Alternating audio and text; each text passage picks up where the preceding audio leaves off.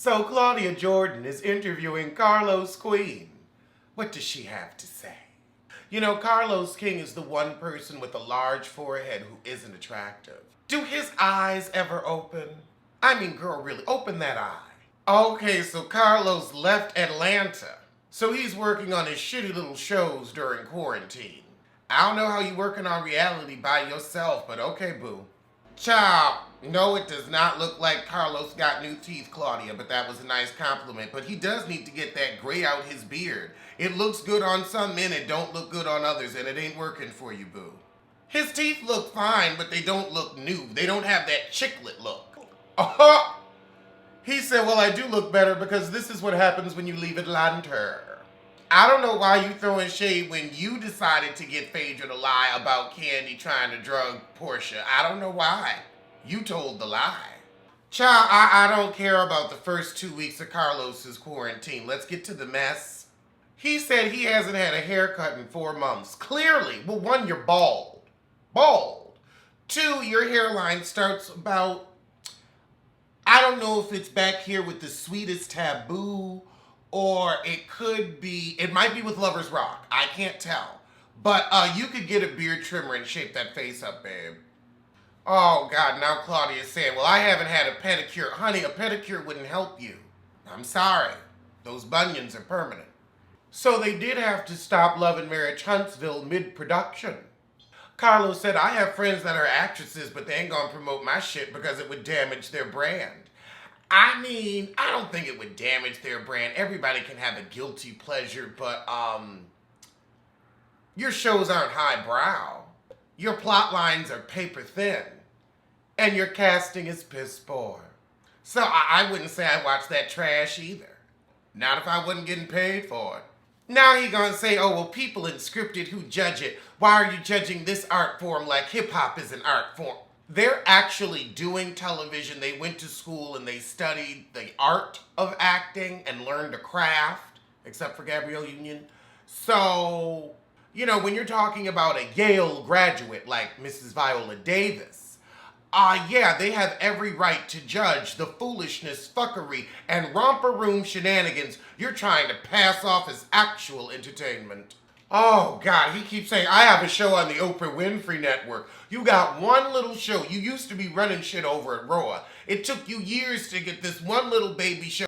And the shit is phony and RHONY. It's not, this is their lives. It's their lives. No, it's the life that you have manipulated in front of the camera so that you could try to make a coin off some commercials. That ain't their life. It's the dead horses you choose to beat that you think are the most easy to control. Oh, I don't have people throwing things on my show. That's why your shit's boring. Oh, God. My job as a producer is to follow what's authentic. You've told too many lies. You got fired from Bravo. Tell that truth. Let's talk about it. Claudia asked him, so what did you love about working with us on the next 15? I liked that it was something that I could watch. I mean, you know, Gloria. It was fun to make fun of Gloria. I will say, Gloria. It was fun to speak on her ignorance, on her inability to keep a man, and her poor mothering skills. That was a joy for me. Benzino, I mean, just watching that little chicken nugget just be animated, like an animated chicken nugget, that was a hoot. That was a hoot. But other than that, it was a disappointment. Just like Jennifer Williams. Oh, Lord, he gonna tell Claudia he know a star when he see one. Wasn't she already famous? Girl, you was trying to get together anybody you could for your shitty little show. I know a star. She doing good with this show, though. I like it. Even though you're on here. Okay, now Claudia feels the need to clear the air that Carlos didn't hire her to take down Nene, and Carlos told her, don't go after Nene when you come on the show. I mean, I thought that you were a good fit. I don't know why you ain't on there. Can we get to that? I'd rather have had Claudia than all these strays and randos like the Demetrias and the Drias. I mean, just the random heifers. I'm sick of them. Shamari DeVoe's. Eva's. Carlos gonna say the network wanted somebody with a man.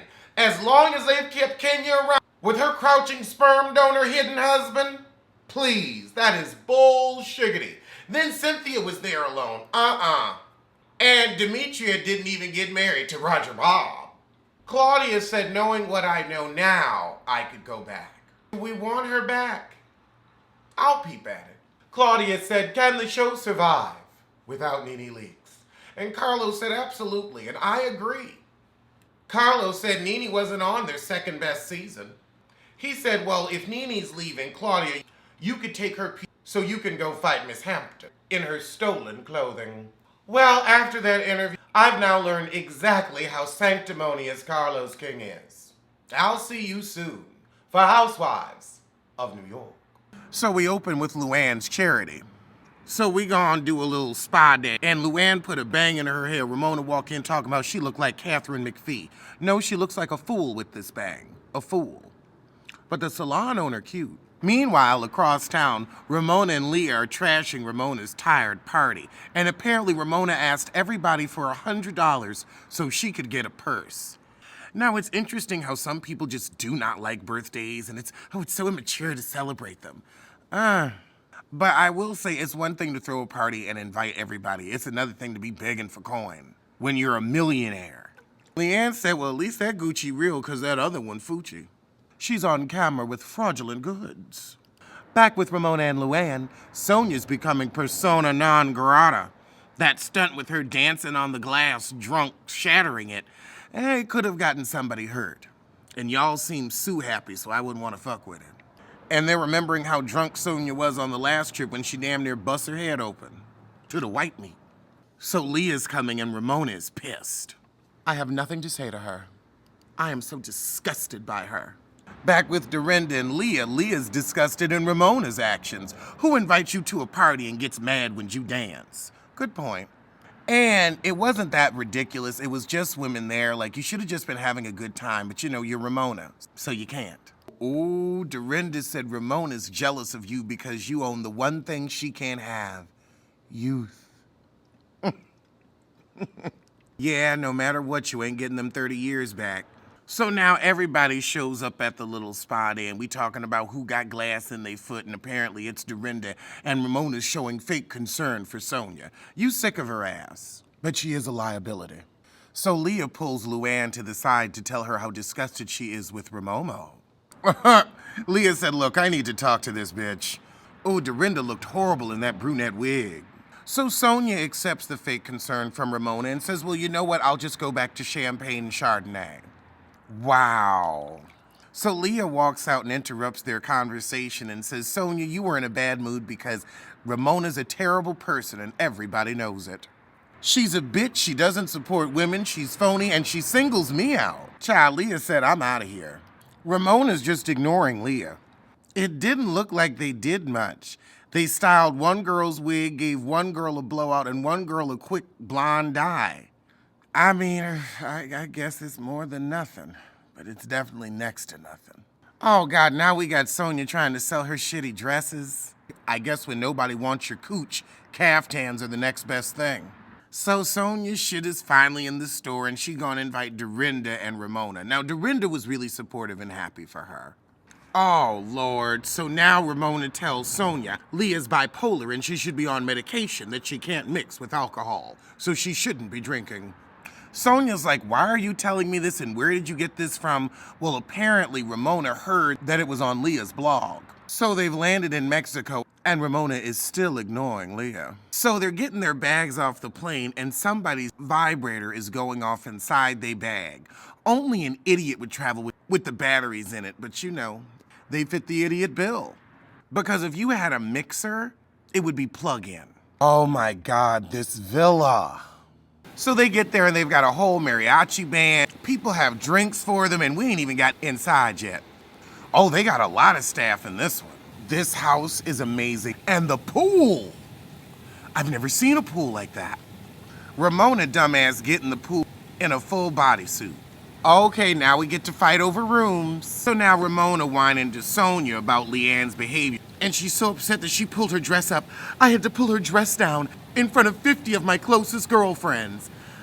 Girl, it was a women's party and you couldn't see nothing. And Sonja agrees with Ramona that Leah should have been on her best behavior. However, Sonja, Leah is always defending you against Ramona treating you like shit. So we're having our welcome drink, and Sonja asks Ramona why she don't have a camel toe because she has the chubbiest pussy ever. I'd say because Ramona looked dry. Oh, we got a whole game show to see who gets what room. You got to answer some trivia. So now Leah's telling Dorinda that Sonja told her that Ramona said she was bipolar and on pills. So Leah said, I'm not even on medication. I was diagnosed. I've got it under control, and this is despicable. Leah said, don't talk about my vagina and don't talk about my mental health. So Dorinda helps get Leah ready. She like, hold on, let me dress you so that way Ramona can't say shit. And she puts her in a nice bathing suit with the pretty caftan coverall. So we're getting ready to have our first dinner and Sonja's already drunk. So Sonja's walking around nude, getting her hair done. Ramona don't care. And Dorinda's like, this ain't right. So we finally get to the table with drunk Sonja. And she's trying to bring the shit up, but she's too gone to bring it up. But Luann says, well, let's talk about the fish in the room. And Leah says, well, Ramona, I'm disappointed you would bring up my depression. And Ramona gonna say, well, I was trying to explain away your behavior. And everybody's like, what behavior? Ramona says, I don't want to talk about this in a group situation. Leah said, well, you're talking about my vagina. I don't even like the word. Then why are you talking about it? Oh, now Leah coming with the age shade. It's really sad that a group of women in their 60s and 70s. And 70s. Ooh, she went for Ramomo. So they just argue, and that's the shit. Ramona bring up all her old issues with Leah. I mean, but everybody else does the same stuff, so you are singling her out. Well, I will see you soon for something.